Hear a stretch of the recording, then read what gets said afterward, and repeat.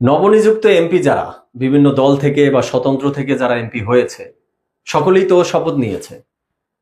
পরবর্তীতে জনাব তারেক রহমানও প্রধানমন্ত্রী হিসাবে শপথ নিয়েছেন আলাদা করে, এবং তারেক রহমানকে প্রধানমন্ত্রী নিয়োগ দিয়ে গেজেটও প্রকাশ করা হয়ে গেছে। অপরদিকে ডক্টর ইউনূস তার অন্তর্বর্তীকালীন সরকারও ভেঙে দিয়েছে। তাছাড়া তারেক রহমান বা তার দল বিএনপির পক্ষ থেকে মন্ত্রিপরিষদও গঠন করা কমপ্লিট। তো তারেক রহমান যেভাবে মন্ত্রিপরিষদ গঠন করেছে তাতে সাধারণ জনমনের মন্ত্রিপরিষদ নিয়ে যে প্রত্যাশা ছিল, যে আকাঙ্ক্ষা ছিল, সেটা মনে হয় খুব বেশি বাস্তবায়িত হয়নি। যাই হোক, তারেক রহমান তার মতো করে মন্ত্রিপরিষদ তিনি সাজিয়েছেন, কারণ তিনি দেশে এসেই বলেছিলেন যে তার একটা প্ল্যান রয়েছে। তার প্ল্যান ওয়াইজ তিনি মন্ত্রিপরিষদ সাজিয়েছে, ভালো কথা। সাধারণ জনমনে প্রত্যাশা পূরণ হোক বা না হোক, কিন্তু মন্ত্রিপরিষদ সাজাতে গিয়ে তারেক রহমান এমন একটা ঘটনা ঘটিয়েছেন, এমন একটা চমক দেখিয়েছেন, যাতে সাধারণ জনগণের মধ্যে সেই চমক দেখে জনগণ আনন্দিত হতে পারেনি, বরং জনমনে বিভিন্ন ধরনের প্রশ্নের দেখা দিয়েছে, জনমনে বিভিন্ন ধরনের সন্দেহের সৃষ্টি হয়েছে। আর সেই ঘটনাটা হলো পররাষ্ট্র মন্ত্রণালয়ের মতো একটা গুরুত্বপূর্ণ মন্ত্রণালয়ে বাহির থেকে ভাড়া করে নিয়ে আসা একজন ব্যক্তিকে ওখানের মন্ত্রী পদে দায়িত্ব দেয়া হয়েছে। সেই ব্যক্তিটাকে চলুন তার সাথে একটু পরিচিত হয়ে আসি। এই হলো সেই ব্যক্তি, যার নাম হলো ডক্টর খলিলুর রহমান। এই খলিলুর রহমানকে হায়ার করে নিয়ে আসা হয়েছে বাহির থেকে, মানে টেকনোক্রেট কোটায় যে মন্ত্রী দেওয়ার একটা সিস্টেম রয়েছে, সেই সিস্টেমে সেই কোটায় মন্ত্রী দিতে হয়েছে পররাষ্ট্র মন্ত্রণালয়, ফরেন অ্যাফেয়ার্স মিনিস্ট্রির মতো একটা সিগনিফিকেন্ট মিনিস্ট্রিতে। তো দর্শক শ্রোতা, আজকে এই বিষয় নিয়ে কথা বলবো, চলুন ডিরেক্ট হিট দ্য পয়েন্টে। এই যে খলিলুর রহমান, ইনি আসলে কে, তার পরিচয়টা সংক্ষেপে একটু জানার চেষ্টা করি। তিনি জ্ঞানী গুণী অভিজ্ঞ লোক, ঠিক আছে, বাট বাংলাদেশের সাধারণ জনগণের কাছে তিনি পরিচিত ছিলেন না। তিনি পরিচিত হয়েছেন ডক্টর ইউনূসের হাত ধরে, কারণ ডক্টর ইউনূস সাহেব তাকে আমেরিকা থেকে হায়ার করে নিয়ে এসেছিল। তিনি বাংলাদেশের নাগরিক, বাট আমেরিকারও নাগরিক, দ্বৈত নাগরিকত্ব যাকে বলে। তো ডক্টর ইউনূস সাহেব এমন একজন বিজ্ঞ জ্ঞানীগুণী ব্যক্তিকে হায়ার করে নিয়ে এসেছে। এরপরে ডক্টর ইউনূস সাহেব তার বিশেষ সহকারী হিসেবে নিয়োগ দিয়েছে এবং স্পেসিফিক ভাবে দায়িত্ব দিয়েছিল ওই রোহিঙ্গা প্রত্যাবর্তনের বিষয় দেখার জন্য। এরপরে ডক্টর ইউনূস সাহেবের যেহেতু পছন্দের ব্যক্তি, তাই একটা পর্যায়ে গিয়ে তাকে জাতীয় নিরাপত্তা বিষয়ক উপদেষ্টা বানিয়ে দিয়েছিল। তো তার পরিচয় আমরা যা দেখলাম তাতে তো অনেক ভালো মাপের উচ্চমানের ব্যক্তি মনে হয়। তারেক রহমান তাকে ধরে রেখেছে, তাকে পররাষ্ট্র মন্ত্রণালয়ের মন্ত্রী হিসাবে নিযুক্ত করেছে, এটা তো মনে হয় ভালোই করেছে, আপাত দৃষ্টিতে তাই মনে হচ্ছে না? তাহলে চলুন গত 6-7 মাস আগে এই খলিলুর রহমান সম্পর্কে বিএনপির নেতাকর্মীদের মনোভাবটা কি ছিল সেটা আমরা একটু তথ্যচিত্রের মাধ্যমে দেখার চেষ্টা করি, তাহলে বিষয়টা ক্লিয়ার হয়ে যাবে। 6-7 মাস আগে বিএনপি নেতা সালাউদ্দিন সাহেব বলেছিলেন 2 ছাত্র উপদেষ্টা ও নিরাপত্তা উপদেষ্টার পদত্যাগ করতে হবে। এটা কবে? 18ই মে 2025। এরপরে বিএনপির পক্ষ থেকে একটা টিম এই বিষয় নিয়ে ডক্টর ইউনূসের সাথে বসতে গিয়েছিল, সরাসরি কথা বলতে গিয়েছিল, কথা বলেছে এবং তারা দাবি তুলেছে 2 ছাত্র উপদেষ্টার পাশাপাশি নিরাপত্তা উপদেষ্টা এনাকে পদত্যাগ করতে হবে। বিএনপি পদত্যাগ চায়। কেন পদত্যাগ চায়? ছাত্র উপদেষ্টাদের পদত্যাগ চেয়েছিল, যেহেতু তাদের একটা এনসিপি দল আছে, তো নির্বাচনের সময় তারা ক্ষমতায় থাকবে, এটা তো হয় না। ছাত্র উপদেষ্টাদের পদত্যাগ বিএনপি চাইলেও ঠিক আছে, বাট এই খলিলুর রহমান নিরাপত্তা উপদেষ্টা এর পদত্যাগটা কেন চেয়েছিল? এক্ষেত্রে তাদের বক্তব্যটা কি ছিল চলুন একটু দেখি। রিজভী সাহেব বলেছিল রাষ্ট্র নিরাপত্তা নিয়ে পরীক্ষা করার সুযোগ নেই, মানবিক করিডোরের নামে ডক্টর খলিলুর রহমান বাংলাদেশকে অস্থিতিশীল করতে চাচ্ছে। 6-7 মাস আগেও বিএনপির কাছে এই খলিলুর রহমানকে মনে হয়েছিল বাংলাদেশকে অস্থিতিশীল করতে চাওয়া বা বাংলাদেশের বিরুদ্ধে ষড়যন্ত্র করা এমন একজন ব্যক্তি। এছাড়া সালাউদ্দিন সাহেব কি বলেছিল? তিনি বলেছিলেন একজন বিদেশি নাগরিককে, খলিলুর রহমানকে জাতীয় নিরাপত্তা উপদেষ্টা করেছেন, আপনার কি সেই আক্কেল জ্ঞান নেই? ডক্টর ইউনূস সাহেবকে প্রশ্ন করেছিল সালাউদ্দিন সাহেব যে একজন বিদেশি নাগরিক তাকে আপনি কিভাবে জাতীয় নিরাপত্তা উপদেষ্টা করেন? আপনার কি কোনো আক্কেল জ্ঞান আছে? কারণ এই নিরাপত্তা উপদেষ্টার হাতে আমাদের সেনাবাহিনীরা দেশের নিরাপত্তা রিপোর্ট পেশ করবে। সেনাবাহিনীরা নিরাপত্তার রিপোর্ট এই ব্যক্তির কাছে পেশ করবে। সেখানে বিএনপির পক্ষ থেকে সন্দেহ ছিল, এই ব্যক্তিকে সন্দেহের বাহিরে রাখতে পারেনি। কিন্তু এই ৬-৭ মাস পরে নির্বাচনে বিএনপি বিপুল আসনে জয়ী হয়ে বা ২/৩ আসন পেয়ে কি এমন ঘটে গেল যে হঠাৎ করে এই ব্যক্তিকে এখন তারা জামাই আদর করতেছে? পররাষ্ট্র মন্ত্রণালয় এটা কিন্তু গুরুত্বপূর্ণ একটা মন্ত্রণালয়।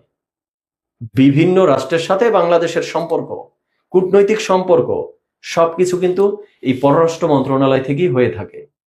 তো এখানে জামাই আদর করে পূর্ববর্তী সেই রাষ্ট্রের অস্থিতিশীল করতে পারে যেই ব্যক্তি সন্দেহ করেছে বিএনপি, বা যেই ব্যক্তি বিদেশি নাগরিকত্ব যার হাতে সেনাবাহিনী দেশের নিরাপত্তা সংক্রান্ত রিপোর্ট দিতে পারবে না, সেই ব্যক্তিকে এখন বিএনপি জামাই আদর করে পররাষ্ট্র মন্ত্রণালয়ের দায়িত্বে বসিয়ে দিতেছে।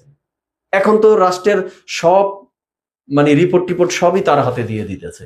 তো এত আস্থা, এত প্রেম প্রীতি, এত ভালোবাসা এই খলিলুর রহমানের উপরে তারেক রহমানের বা বিএনপির জন্মালো কি করে? এর পেছনে আসলে কি আছে?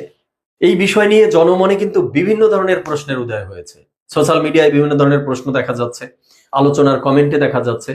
বাস্তবে যখন বিভিন্ন মানুষের সাথে মেশা হয় তাদের কাছ থেকে এই বিষয়ে প্রশ্ন পাওয়া যাচ্ছে। তো দর্শক শ্রোতা, আমি যদি কয়েকটা প্রশ্ন একটু উল্লেখ করি আপনাদের সাথে। এমন প্রশ্ন করা হচ্ছে যে বিএনপির দলের মধ্যে কি এমন কোনো যোগ্য ব্যক্তি নেই বা পররাষ্ট্র নীতিতে অভিজ্ঞ ব্যক্তি নেই যিনি পররাষ্ট্র মন্ত্রণালয়ের দায়িত্ব নিতে পারে বা পররাষ্ট্র মন্ত্রণালয়ের মন্ত্রী হতে পারে? আমরা তো বিএনপির দিকে তাকালে দেখতে পাচ্ছি এক না, বরং একাধিক যোগ্য ব্যক্তি বিএনপিতে আছে।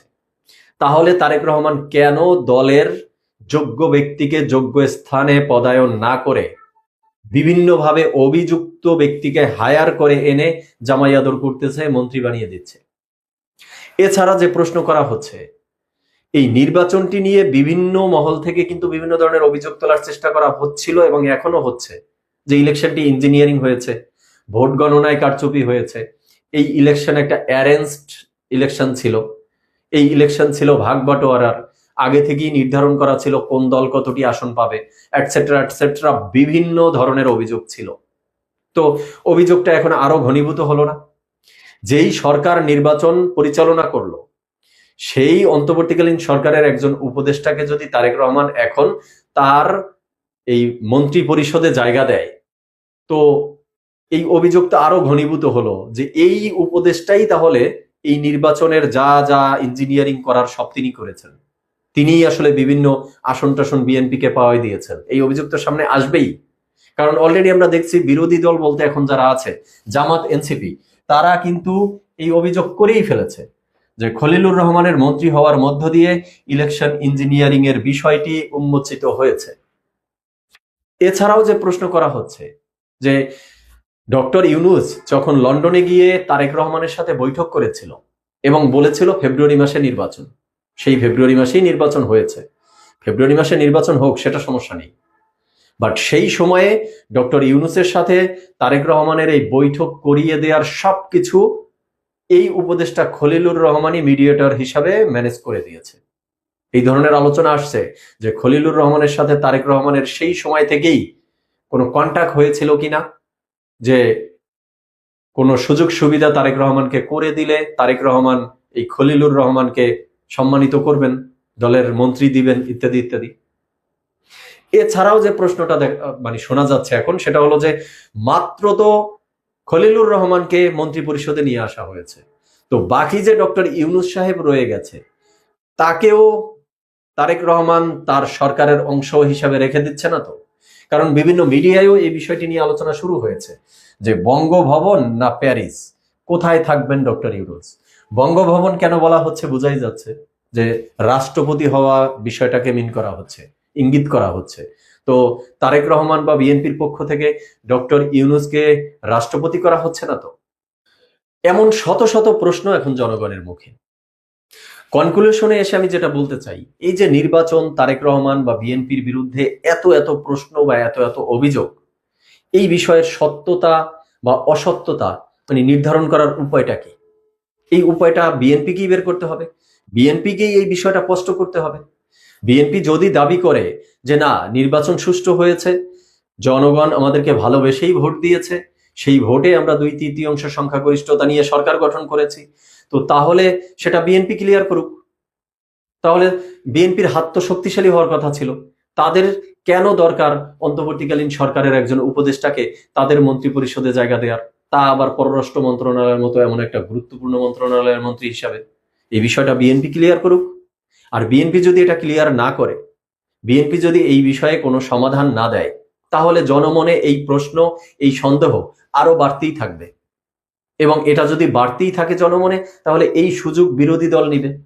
বিরোধী দল জনগণের মধ্যে এই বিষয়ে আরো বিভিন্ন ধরনের সন্দেহের মানে বীজ বপন করবে এবং তাদেরকে নিয়ে একটা সময় আন্দোলন গড়ে তোলার চেষ্টা করবে বা এই সরকারকে দুর্বল করার চেষ্টা করবে। এটাই তো রাজনীতির খেলা।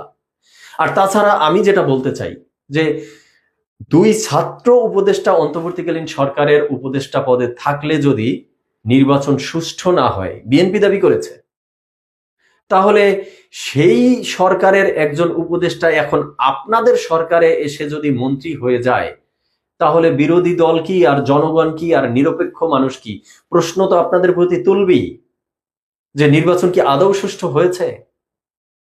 তো দর্শক শ্রোতা, আজকে এই পর্যন্তই। আপনারা আপনাদের মতামত জানাবেন। সবাই ভালো থাকবেন, সুস্থ থাকবেন। ধন্যবাদ সবাইকে।